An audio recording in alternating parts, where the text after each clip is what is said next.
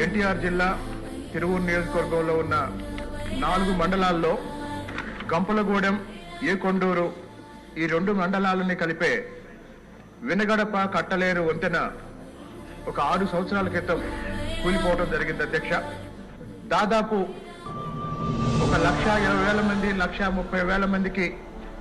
connectivity point అయితే తెలంగాణ నుంచి